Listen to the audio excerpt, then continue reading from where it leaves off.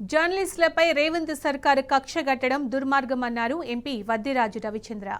కాంగ్రెస్ ప్రభుత్వం ఇచ్చిన హామీలను అమలు చేయకుండా ప్రశ్నిస్తే కేసులు పెడుతోందని దుయ్యబట్టారు. ఖమ్మం జిల్లా టీ న్యూస్ రిపోర్టర్ సాంబశివరావుపై అక్రమ కేసును నమోదు చేయడాన్ని వద్దిరాజు ఖండించారు. సర్కారు వెంటనే ఈ అక్రమ కేసును ఉపసంహరించుకోవాలని డిమాండ్ చేశారు. ఈ మేరకు సాంబశివరావు కుటుంబ సభ్యులను పరామర్శించిన ఆయన ధైర్యం చెప్పారు. బీఆర్ఎస్ వర్కింగ్ ప్రెసిడెంట్ కేటీఆర్తో జర్నలిస్టు ఫ్యామిలీని మాట్లాడించారు. జర్నలిస్టులకు తాము అండగా ఉంటామని వద్దిరాజు భరోసా ఇచ్చారు.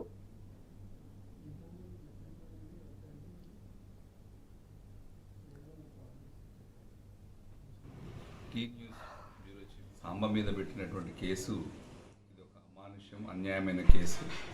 ఎందుకంటే ప్రజల్లోకి వాస్తవాలు తెలియజేయడానికి ప్రయత్నిస్తున్నటువంటి ఛానళ్ళ మీద పెట్టినటువంటి కేసు ఇది ఫేక్ కేసు.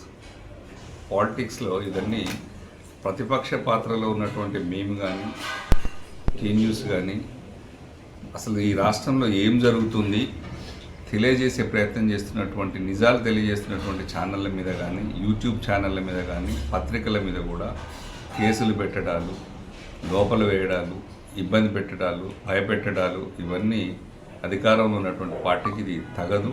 దీనిని తీవ్రంగా ఖండిస్తున్నాను.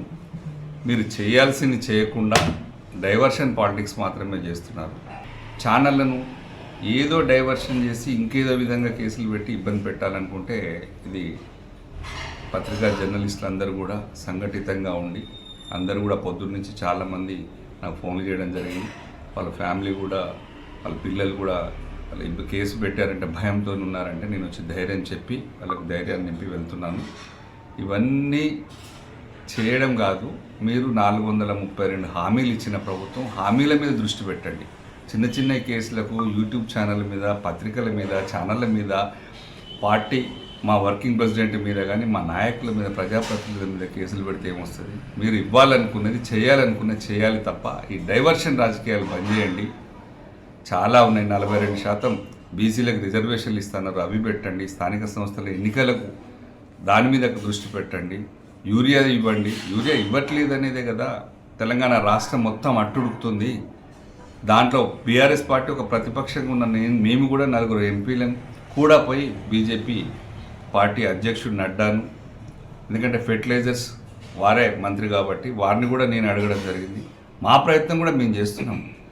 దాని మీద కొట్లాడి రైతులకు అందించే ప్రయత్నం చేయాలి తప్ప రైతులు బాధను చూపిస్తే మీరు దాన్ని కేసులు పెట్టి ఆపడం వల్ల ఇక్కడ ఒక దిక్కునంటే ఆపుతారు. మిగతా 33 జిల్లాలలో తెలియదా ప్రజలకి? ఎక్కడికక్కడ ఎవరి ఫోన్లలో వాళ్ళు తీసి సోషల్ మీడియాలో రిలీజ్ చేస్తున్నారు. ఒక ఛానల్ని ఒక రిపోర్టర్ని అదిమితే, ఒక రిపోర్టర్ మీద కేసు పెడితే నిజాలు దాగవు. దీన్ని తీవ్రంగానే ఖండిస్తున్నాను.